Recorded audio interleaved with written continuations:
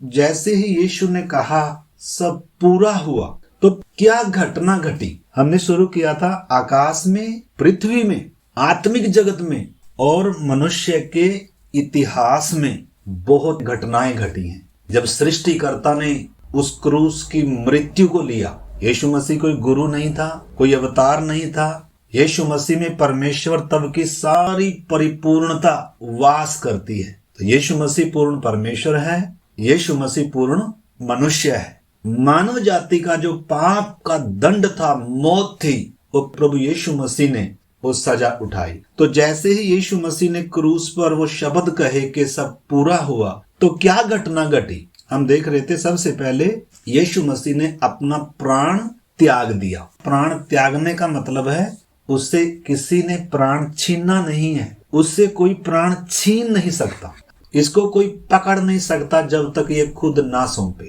तो पहली बात, यीशु मसीह ने अपना प्राण खुद त्यागा है। दूसरी हमने देखी थी, जो पर्दा था ऊपर से लेकर नीचे तक फटकर दो भाग हो गया। यरूशलेम में जो मंदिर होता था, मंदिर में महापवित्र स्थान था और पवित्र स्थान था, पर्दा लगा होता था। मतलब कोई भी पर्दे को क्रॉस नहीं कर सकता था, उस पार नहीं जा सकता था। पर्दा दिखाता था कि इंसान पापी है, परमेश्वर पवित्र है। महापवित्र स्थान में महायाजक साल में एक बार निर्दोष पशु का, जानवर का लहू एक हाथ में कटोरे में लेकर जाता था और एक हाथ में धूप लेकर उस अति पवित्र स्थान में डरते और कांपते हुए प्रवेश करता था, क्योंकि इंसान पापी है और परमेश्वर पवित्र है। जब अदेन की वाटिका में इंसान ने पाप किया था, उस समय परमेश्वर ने इंसान को वाटिका से बाहर निकाल दिया और बीच में ज्वाला में तलवारों को करूबों के साथ नियुक्त कर दिया। जीवन के वृक्ष के पास या उस परमेश्वर की उपस्थिति में इंसान आ नहीं सकता। तब से इंसान के ऊपर, मानव जाति के ऊपर मौत राज कर रही है। जिन्होंने अभी तक भी प्रभु यीशु मसीह को स्वीकार नहीं किया, वो अभी आत्मिक तौर पर मुर्दा हैं। उसके बाद शरीर की मौत है और उसके बाद एक अनंत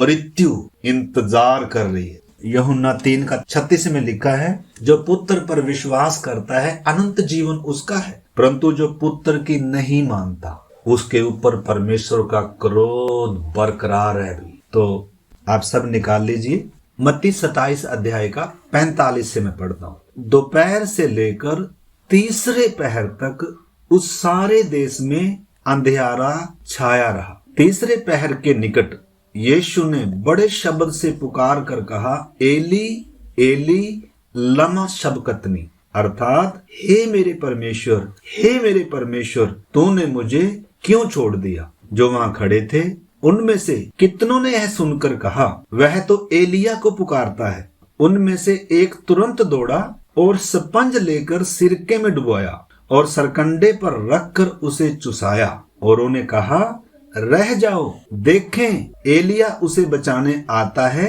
कि नहीं। तब यीशु ने बड़े शब्द से चिल्लाकर प्राण छोड़ दिए और देखो, मंदिर का पर्दा ऊपर से लेकर नीचे तक फटकर दो टुकड़े हो गया और धरती डोल गई, चट्टानें तिड़क गई और कब्रें खुल गई और सोए हुए पवित्र लोगों के बहुत से शव जी उठे। और उसके जी उठने के बाद कब्रों में से निकलकर पवित्र नगर में गए और बहुतों को दिखाई दिए। तब सूबेदार और जो उसके साथ यीशु का पहरा दे रहे थे, भूकंप और जो कुछ हुआ था उसे देखकर अत्यंत डर गए और कहा, सचमुच में यह परमेश्वर का पुत्र था। तो सबसे पहले हम देखते हैं, अक्सर हम सोचते हैं या लोग भी सोचते हैं कि यीशु मसीह ने शरीर की मृत्यु सही, परंतु सबसे बड़ा दर्द शरीर का दर्द नहीं था। कीले मारी गई, कोड़े मारे गए और ये निंदा बदनामी, नंगा क्रूस पर लटकाया है, सरकंडा मारा, सिर में गुस्से मारे, थप्पड़ मारे, अत्याचार किए गए उसके ऊपर। ये शरीर की सजा है। शरीर में प्रभु ने सजा उठाई, लेकिन इसके लिए प्रभु यीशु मसीह नहीं चिल्ला रहा था, बल्कि जो पीड़ा है, जो सजा थी, जिसका यीशु मसीह सामना करने जा रहा है, वो अनंत नरक का अनुभव है। अभी तक यीशु मसीह ने परमेश्वर को हर जगह पिता कर कर पुकारा था, लेकिन पहली बार यीशु मसीह उस वेदना में पुकार रहा है, एली एली लमा शबक्तनी, अर्थात हे मेरे परमेश्वर, हे मेरे परमेश्वर, तूने मुझे क्यों छोड़ दिया। यानी कि वो संबंध जो अनादि काल से था, पिता और पुत्र जो एक थे, वो पापी इंसान के बदले, वो गुनहगार के बदले यीशु मसीह उस सजा को ले रहा है। जो पापी का स्थान था, जो पापी को सजा मिलनी थी, जो मुझे और आपको मिलनी थी, वो जगह यीशु मसीह ले रहा है, हमारे बदले मर रहा है। संपूर्ण मानव जाति का पाप उसके ऊपर लदा हुआ है। वो निष्कलंक मेमना, यूहन्ना ने कहा था, देखो परमेश्वर का वो मेमना जो जगत का पाप उठा ले जाता है। कहाँ उठा ले जाता है? यहूदी तो उस मेमने को अजाजेल का बकरा उसको बोलते थे, उसके ऊपर सारे इजराइल का पाप लाद कर उसको बियाबान में छोड़ते थे। बियाबान में पानी नहीं है, खाने के लिए नहीं है, उसके ऊपर सारे इजराइल का पाप लदा हुआ है और वो तड़पते तड़पते भूखा प्यासा ऐसे मर जाता है। आंखों से ओझल किसी ने नहीं उसको देखा। यीशु मसीह में ये दोनों बलिदान पूरे हुए। इजराइल 2 बकरे लेता था, एक को बलिदान करते थे, उसको तो सब देख रहे हैं, आंखों के सामने उसका लहू बहाया जा रहा है, लेकिन दूसरा मेमना या दूसरा बकरा जंगल में बियाबान में छोड़ते थे और उसको जाते समय देखते, देखो परमेश्वर का मेमना जो इजराइल का पाप उठा कर ले जा रहा है। वो तो इजराइल का पाप उठा कर ले जाता था, जंगल में बियाबान में प्यासा भूखा तड़फ तड़फ कर मरता था, उसको किसी ने नहीं देखा। परंतु ये मेमना यीशु मसीह, इसके ऊपर सारे जगत का पाप लादा हुआ है और ये किधर लेकर जा रहा है? इसके प्राण और इसकी आत्मा को मौत के दूत, क्योंकि जब पाप उठाया है तो अब इसने उस सजा के लिए जाना है। मौत के दूत खींचकर, जहां इस समय वो धनवान तड़फ रहा है, जहां पानी का एक बूंद भी नहीं है, उधर पुकार रहा है, उधर से आवाज आ रही है। तो यीशु मसीह की ये जो अनुभव है, ये उस आग में भूंजा जा रहा है, परमेश्वर की क्रोध की आग में भूंजा जा रहा है वो मेमना। तभी पापी का उद्धार हो सकता है, तभी प्राणों का छुटकारा हो सकता है। शरीर में सिर्फ यीशु मरना, शरीर की मौत अगर यीशु मरे तो हमारा उद्धार कभी नहीं होगा। शरीर की मौत कोई बड़ी मौत नहीं थी यीशु के लिए, उसमें परमेश्वर के साथ का संबंध नहीं टूट रहा है, परंतु यीशु मसीह ने आत्मिक तौर पर तीनों मौत का स्वाद चखा है। आत्मिक तौर पर, फिर शारीरिक तौर पर और फिर उस अनंत मृत्यु का वो अनुभव यीशु मसीह ने उठाया है। यूं ही वो पर्दा ऊपर से लेकर नीचे तक फटा नहीं है। यीशु की मौत कोई साधारण मौत नहीं थी। जब सृष्टिकर्ता देह में आकर अपना प्राण दे रहा है, सृष्टि कांप गई, बहुत बड़ी बड़ी घटनाएं घटी। सबसे पहले तो वो पर्दा फटा, एक पापी इंसान पवित्र परमेश्वर के पास आ सकता है, संबंध बना सकता है। वाटिका से ज्वाला में तलवारों के साथ करूब नियुक्त किए गए थे। पापी इंसान किधर नहीं आ सकता? वाटिका में परमेश्वर की उपस्थिति में जीवन के वृक्ष के पास आ नहीं सकता। और अति पवित्र स्थान में संदूक के ऊपर 2 करूब हैं जो परमेश्वर की उपस्थिति की क्या करते हैं, मतलब कोई भी महायाजक भी जो साल में एक बार अंदर जाता था, उसमें भी अगर परमेश्वर की विधि के अनुसार नहीं गया, कुछ उसमें से कम बत्ती हो गया, तो अंदर ही मर कर गिरेगा। उसको उठाने के लिए भी कोई घुस नहीं सकता अंदर। इतना डरावना दृश्य था वो। क्यों? क्योंकि इंसान पापी है। पाप कितना भयंकर है, पाप की मजदूरी मौत है। इंसान को ये समझ में आना है, पाप को परमेश्वर सहन नहीं कर सकता, इंसान को ये समझ में आना है। पाप गलती नहीं है, पाप पाप है, पाप को परमेश्वर सहन नहीं करेगा। इसलिए हम पाप को गलती ना कहें। गलती अलग है, पाप अलग है। जिसके अंदर पाप वास करता है उसका मतलब ये नहीं कि संगति में नहीं आया, वो वचन नहीं पढ़ रहा है, शायद वचन पढ़ रहा होगा, लेकिन पाप के लक्षण जो है व्यक्ति के अंदर वो अलग हैं। बिगड़े हुए स्वभाव के लक्षण अलग हैं। बिगड़े हुए स्वभाव में एक व्यक्ति परमेश्वर के सामने अपने पापों को मानता है, लेकिन पापी तो मानता ही नहीं है कि मैं पापी हूं, उसको तो एहसास ही नहीं है। तो सबसे पहले हम देखते हैं दोपहर से लेकर और तीसरे पहर तक सारे देश में अंधियारा छाया हुआ है। ये अंधियारा बादल नहीं छा गए थे या ग्रहण नहीं लग गया था सूरज को, बल्कि ये जो अंधियारा था आत्मिक अंधियारा था। ये क्या दर्शा रहा है? परमेश्वर का न्याय पूरा हो रहा है। सूरज छिप गया, अंधियारा छाया हुआ है। जब परमेश्वर ने इजरायलियों को मिस्र की गुलामी से छुड़ाया था, 3 दिन तक अंधकार छाया रहा और परमेश्वर ने कहा था कि निर्दोष मेमना, निष्कलंक मेमना, जिसमें कोई दोष नहीं है, जो बीमार नहीं है, जो लंगड़ा काना या अंधा नहीं है, जो पूरा निर्दोष है, मतलब उसको तुमने अपने हाथों से वध करना है, उसका लहू लेना है और लहू लेकर अपने चौखटों पर लगाना है। अगर चौखट पर लहू नहीं होगा तो हर घर का पहलौठा मरेगा। कितना भयानक दृश्य था। हर घर में मातम था। फिरौन का महल सबसे सुरक्षित था, फिरौन का भी पहलौठा मरा है। फिरौन के भी सारे जानवरों के पहलौठे मरे हैं। हर घर में मातम, हाहाकार है, मौत राज कर रही है, क्योंकि हर कोई पापी है। इजराइल भी अब्राहम की संतान है बोलकर बच नहीं सकते। उन्होंने भी क्या करना था? उन्होंने भी उस मेमने को लेना सिर्फ नहीं था, उस पर विश्वास करना सिर्फ काम नहीं बनेगा, बल्कि उसको वध करना है, उसका लहू चौखट पर लगाकर अंदर बैठना है। तभी इंसान नाश होने से बचेगा, परमेश्वर का नाम जपने से नहीं बचेगा। अब्राहम की संतान हूं बोलकर, जन्म से मसीह हूं बोलकर, जन्म से मैं बाइबल को जानता हूं, यीशु ने कहा मैं तुम्हें सच सच कहता हूं निकोदेमुस, जब तक तो नए सिरे से जन्म नहीं लेगा तो स्वर्ग के राज्य को देख भी नहीं सकता। और फिर प्रभु ने बताया वो कैसे होगा। जैसे मूसा ने लकड़ी पर सर्प को टंगाया था और सांप को डसे हुए ने, जिनको सांप ने, जहरीले सांपों ने डसा था, जो मर रहे थे, जिनको ये एहसास हो गया था कि हमने परमेश्वर के विरोध में गुनाह किया है, जिनकी ये आंखें खुल चुकी थी, जिनको ये एहसास आ चुका था कि हमारे पाप का दंड है, हमने परमेश्वर के विरोध में गुनाह किया है, सांपों ने हमें डसा है, हम मर रहे हैं, विश्वास के साथ उस लकड़ी पर चढ़ाए गए उस पीतल के सांप को जितनों ने भी देखा, उनके अंदर का जहर निकल गया और नाश होने से बच गए। जैसे इजराइल मिस्र में उस मेमने के लहू ने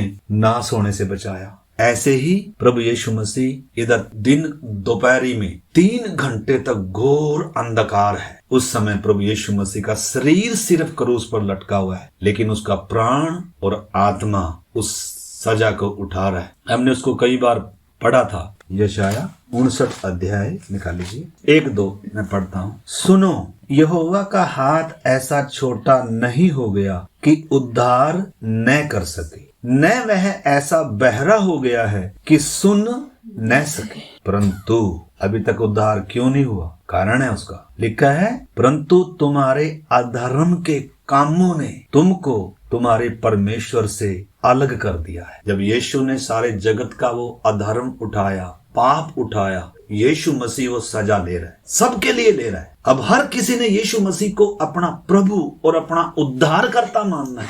उससे पहले अपने पापी होने का एहसास आना है, क्योंकि यीशु पापियों का उद्धार करता है, धर्मियों का नहीं। जो अपने आप को, जिनको अभी तक पापी होने का एहसास ही नहीं है, उनका उद्धार हो ही नहीं सकता। जब तक एक व्यक्ति को पापी होने का एहसास नहीं है, उसका उद्धार मुश्किल है। पवित्र आत्मा ने और परमेश्वर के पवित्र वचन ने एक व्यक्ति के विवेक में उसे कायल करना है। जो धर्मी बोलकर चल रहा है, जो अच्छा बोलकर चल रहा है, उस व्यक्ति का पत्थर हृदय क्या होना है? टूटना है। उसने मानना है प्रभु मैं सबसे बड़ा गुनहगार हूँ, सबसे बड़ा पापी। पौलुस कहता है अपनी पत्री में, यह बात सच है और हर प्रकार से मानने के योग्य है कि यीशु मसीह पापियों का उद्धार करने के लिए जगत में आया, जिनमें सबसे बड़ा पापी मैं हूँ। इस पहचान में एक व्यक्ति ने आना कि मैं सबसे बड़ा गुनहगार हूँ। और वो गुनहगार जब यीशु के बलिदान पर विश्वास करता है, मन फिराता है अपने पापों से और यीशु को अपना प्रभु और उद्धार करता स्वीकार कर डूब कर पानी में बपतिस्मा लेता है, वो नाश होने से बच गया, वो परमेश्वर के क्रोध से बच गया। उसके ऊपर परमेश्वर का प्रेम है, दया है, अनुग्रह है। तो इधर लिखा है परंतु तुम्हारे अधर्म के कामों ने तुमको तुम्हारे परमेश्वर से अलग कर दिया है और तुम्हारे पापों के कारण उसका मुंह तुमसे ऐसा छिपा है कि वह नहीं सुनता। तो हम देखते हैं परमेश्वर और इंसान के बीच में रुकावट क्या है, बाधा क्या है जो उसको अलग करती है, वो है पाप, मनुष्य का अधर्म। जब यीशु ने वो पाप उठाया, जब यीशु ने वो जगत का अधर्म उसके ऊपर ला दिया, यशाया कह रहा है हम सब भेड़ों की नाई भटके हुए थे, हम सबों ने अपने अपने मार्ग लिए थे, परंतु यहोवा परमेश्वर ने हम सबों के अधर्म का बोझ उसी पर लाद दिया। यशाया 53 अध्याय 4 से मैं पढ़ता हूँ। निश्चय उसने हमारे रोगों को सह लिया और हमारे ही दुखों को उठा लिया, तो भी हमने उसे परमेश्वर का मारा कूटा और दूर दशा में पड़ा हुआ समझा, परंतु वह हमारे ही अपराधों के कारण घायल किया गया, वह हमारे ही अधर्म के कामों के कारण कुचला गया, हमारी ही शांति के लिए उस पर ताड़ना पड़ी कि उसके कोड़े खाने से हम लोग चंगे हो जाएं। कीमत पूरी चुकाई गई है। हम तो सब के सब भेड़ों की नाई भटक गए थे, हम में से हर एक ने अपना अपना मार्ग लिया और यहोवा ने हम सबों के अधर्म का बोझ उसी पर लाद दिया गया। वो निष्कलंक मेमना जगत का पाप उठाए हुए है और परमेश्वर का संबंध, पिता पुत्र का वो संबंध क्या हो रहा है, टूट रहा है। वो है बड़ी पीड़ा। जगत छोड़ जाए कोई परवाह नहीं यीशु मसीह को, चेले छोड़ जाए कोई परवाह नहीं यीशु मसीह को, शरीर उसका क्रूस पर 3 किलो से बेच दिया जाए, कोड़े मारे, कोई परवाह नहीं है। लेकिन परमेश्वर से संबंध टूटने का मतलब है उस अनंत मृत्यु का सामना करना। वो थोड़े समय के लिए नहीं है, वो अनंत काल के लिए है। पानी का बूंद तक नहीं है। क्यों? क्योंकि परमेश्वर न्यायी है और इंसान पापी है। इंसान की सजा माफ कर देना है। वो पूरा प्याला यीशु मसीह गतसमनी बाग में प्रार्थना कर रहे थे, हे परमेश्वर हो सके तो ये प्याला मुझसे हट जाए, क्योंकि बहुत दर्द शारीरिक नहीं है, आत्मिक है, अनंत काल के लिए है। वो प्याला वो माफ को दर्शाता है। परमेश्वर माफ नहीं कर सकता। माफी किस आधार पर? अगर परमेश्वर माफ करने वाला होता, क्योंकि हम में से बहुत सारे लोग सोचते हैं परमेश्वर तो माफ करता है। माफी किस आधार पर? यीशु मसीह के बलिदान के आधार पर है। जो मसीह में है उनके ऊपर दंड की आज्ञा नहीं है। जो मसीह के बाहर हैं उनके ऊपर आज भी दंड की आज्ञा है। नूह के समय में जितने लोग किश्ती के अंदर थे सिर्फ वही बचे हैं। किश्ती के अंदर कौन थे? जिन्होंने विश्वास किया, सिर्फ नहीं बल्कि आज्ञा मानकर किश्ती के अंदर आए। किश्ती को बाहर से देख लेना, बाहर से उसके ऊपर चिपक जाना, जब बारिश आ रही है बाहर से चिपके हैं बहुत सारे, मान लो हम तो विश्वास कर रहे हैं, यही तो किश्ती है ना, देखो विश्वास ही तो करना है ना। किश्ती में दरवाजा एक है और दरवाजा बंद होने से पहले हर एक ने किश्ती के अंदर आना है। जितने किश्ती के अंदर आएंगे, चाहे 8 प्राणी हैं बस काफी हैं। उद्धार पाने वाले थोड़े हैं, भीड़ नहीं है। भीड़ को खाना चाहिए, अपनी इच्छा चाहिए, अपनी अभिलाषा, अपनी मर्जी चाहिए। उनको परमेश्वर से, उनको यीशु के पीछे चलने से कोई सरोकार नहीं है। आज भी कुछ ऐसा ही है। तो यीशु मसीह पर विश्वास करने से नहीं बच सकते। बपतिस्मा, आपको मालूम है जब परमेश्वर ने आदम को, नंगे आदम को अदेन की वाटिका से निकाला, निकालने से पहले उधर एक निर्दोष जानवर का खून बहा है। आदम की, पापी आदम की सजा उस पर गिरी है, उसका लहू बहा है। निर्दोष था, उसका कोई कसूर नहीं था, लेकिन परमेश्वर दिखा रहा था पापी इंसान तेरे लिए एक निर्दोष मेमना मरेगा। उस समय तो आदम को तो सिर्फ क्या पहनाया, चमड़े का अंगरखा पहनाया था। लेकिन अब लिखा जितनों ने यीशु मसीह का बपतिस्मा लिया है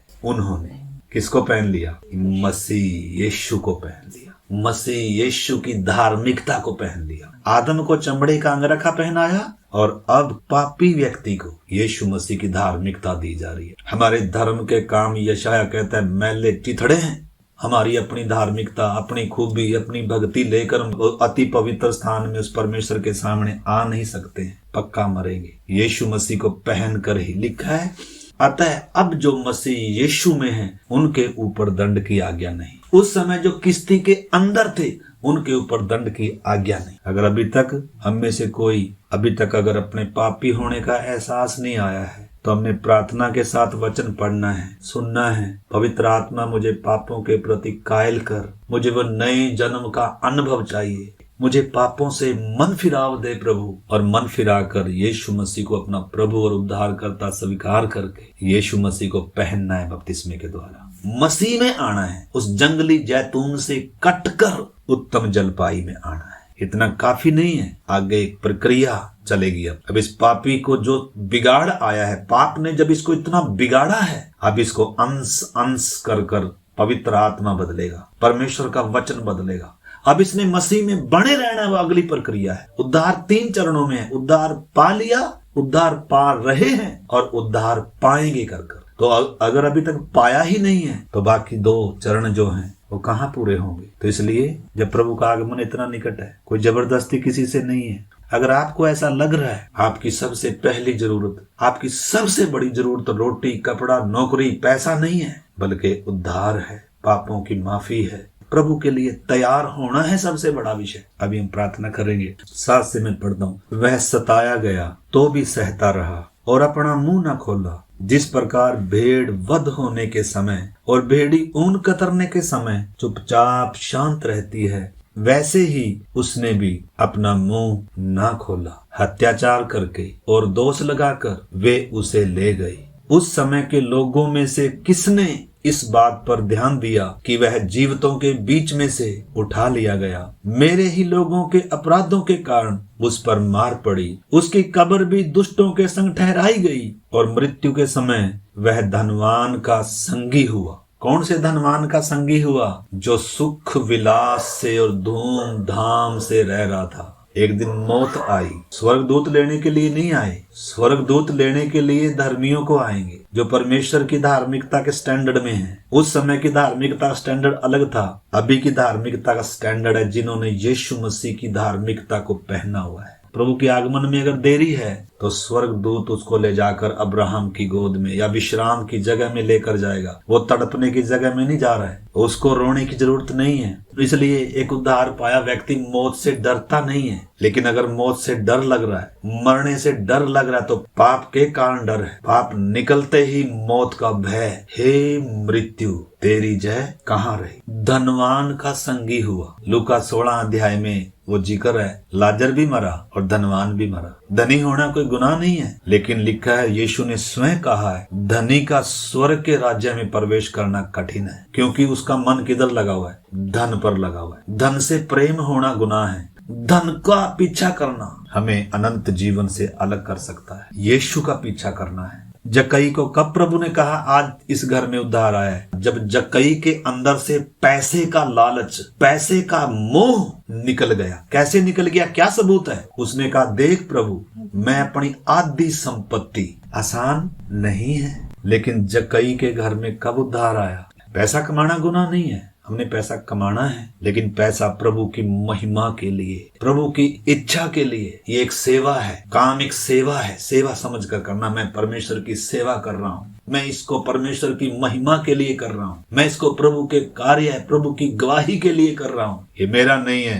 परमेश्वर ने मुझे भंडारी बनाया है, मुझे इसमें विश्वास योग्य रहना है। मेरी प्राथमिकता पैसा कमाना नहीं है, मेरी प्राथमिकता मैंने परमेश्वर को प्रसन्न करना है, मैंने उसकी महिमा के लिए जीना है, मैंने अपनी सब चीजों के द्वारा उसको महिमा देना है। तो इधर मेरे प्यारे भाई बहनों, अभी हम प्रार्थना करेंगे। धनवान उधर तड़प रहा था, उधर चिल्ला रहा था, हे पिता अब्राहम, मैं ज्वाला में तड़प रहा हूँ, और हो सके तो लाजर को भेज दे, अपनी उंगली का सिरा डुबोकर मेरे तालू से लगाए। तालू चिपका हुआ है, यानी कि शरीर तो मिट्टी में है, उधर कब्र में है, लेकिन उसके बाद भी धनवान को जीभ भी है, धनवान का शरीर भी है, मिट्टी का नहीं है वो। यानी कि मिट्टी का शरीर सिर्फ मिट्टी में मिल गया, लेकिन प्राण और आत्मा, जिसको दर्द अनुभव होता है, जिसको गर्म, जिसको ठंडा, जिसको धूप, जिसको आग अनुभव होती है, जिसको पीड़ा अनुभव होती है, वो शरीर तो मिट्टी में मिट गया, लेकिन असली व्यक्ति शरीर नहीं है। शरीर तो कपड़े के समान था जो पहना हुआ था, केले का छिलका है जो पहना हुआ है। अब शरीर की बीमारी कोई विषय नहीं है, अंदर है बड़ी बीमारी। तो इसलिए अंदर की बड़ी बीमारी का इलाज होना है। 10 तक जब हम पढ़ते हैं, लिखा है उसकी कब्र भी दुष्टों के संग ठहराई गई और मृत्यु के समय वह धनवान का संगी हुआ। यद्यपि उसने किसी प्रकार का उपद्रव नहीं किया था और उसके मुंह से कभी छल की बात नहीं निकली थी, तो भी यहोवा को भाया कि उसे कुचले। यहोवा को भाया कि उसे कुचले। एक व्यक्ति जो निर्दोष है, श्रापित मृत्यु मर रहा है, यानी कि स्वर्ग की भी उसके ऊपर पूरी लाल आंख है और उधर से मनुष्यों ने भी ऊपर लकड़ी पर टंगाया। मनुष्यों ने कुचला है बुरी तरीके से जो निर्दोष है। देखो मेल कराने वाला, दो बैरियों का मेल कैसे करा रहा है। वो न्याय भी पूरा हो रहा है और पापी का परमेश्वर से मेल भी हो रहा है। न्याय यीशु मसीह पर गिर रहा है, सजा यीशु मसीह पर गिर रही है। जब यीशु मसीह, लिखा है यीशु मसीह जो पाप से अज्ञात था, हमारे लिए पाप ठहराया गया ताकि हम उसमें होकर परमेश्वर की धार्मिकता बन जाए। मनुष्यों ने भी बिना दया के उसको क्रूस दिया है। किसने दिया है? हमें ना हो, हमने। एक व्यक्ति को ये एहसास आना है कि यीशु मसीह की उस मौत का जिम्मेदार मैं हूँ। मैं धर्मी नहीं हूँ, मैं अच्छा नहीं हूँ, मैं परमेश्वर का बैरी, मैं परमेश्वर का शत्रु था। यीशु मसीह मेरी जगह ले रहा है। सिर्फ शरीर की मृत्यु नहीं, बल्कि असली मौत है वो दूसरी मृत्यु, वो अनंत मृत्यु। 3 मृत्यु है, एक आत्मिक मृत्यु है, एक शरीर की मृत्यु है और एक अनंत मृत्यु है। और अनंत मृत्यु में उस अनंत जीवन से हमेशा के लिए एक अनंत मृत्यु है, दोबारा अवसर ही नहीं। अगर परमेश्वर माफ करने वाला होता तो यीशु क्रूस पर नहीं मरता, परंतु माफी किस आधार पर?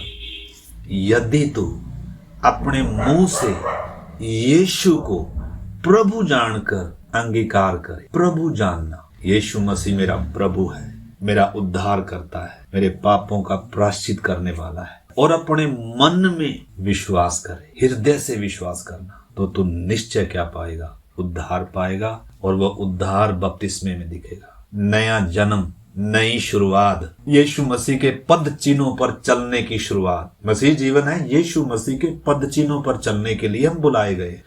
हम संसार के सदृश बनने के लिए नहीं बुलाए गए, हम परमेश्वर के पुत्र यीशु मसीह के समान होने के लिए, उसके पद चिन्हों पर चलने के लिए, उसकी डील डोलता में होने के लिए हम बुलाए गए। संसार में से दान देकर, चुनकर, खरीद कर विशेष मकसद के लिए अलग किए गए लोग हैं कलीसिया। संसार के सदृश बनने का प्रयास करेंगे, संसार की रीस करेंगे पहनने में और बाकी बातों में, तो वचन साफ कहता है, हे व्यभिचारिणियों, क्या तुम नहीं जानते संसार से मित्रता करनी, संसार के सदृश्य होना परमेश्वर से बैर रखने जैसा है। इसलिए आइए मेरे प्यारे भाई बहनों, ये डराने वाला विषय नहीं है। अगर हम इस विषय को सीखना है तो उतना गंभीरता से सीखना पड़ेगा। इसमें हम हल्का नहीं कर सकते, इसको हम पानी नहीं मिला सकते। इसमें परमेश्वर ने इजरायलियों को कहा था, वो जो मेमना है उबाल कर नहीं खाना, पानी में उबालना नहीं है, उसमें कुछ मिलाना नहीं है, बल्कि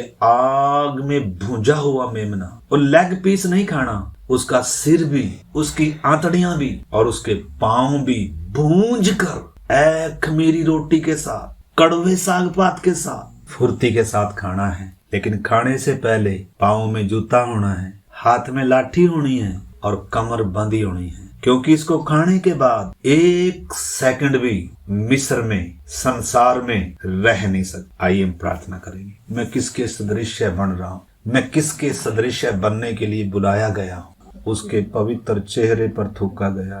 मौत मेरी थी, सजा मेरी थी, यीशु मसीह ने वो सजा ली है। पौलुस लिखता है, हे मेरे प्रियो, मैं परमेश्वर की दया स्मरण कराकर तुमसे विनती करता हूँ कि अपने आप को परमेश्वर को जीवता, पवित्र और भावता हुआ पवित्र बलिदान करके चढ़ाओ। अपनी देहों को, ये तुम्हारी आत्मिक सेवा है। इस संसार के सदृश ना बनो। हम किसके सदृश बन रहे हैं? आइए हम अपने जीवनों को जांचें। सब प्रार्थना करें। प्रभु, हर दिन तेरे पद चिन्हों पर मुझे चलना है। मुझे प्रभु अपनी सलीब हर दिन उठाकर संसार को त्याग कर प्रभु जी तेरे पद चिन्हों पर चलना है।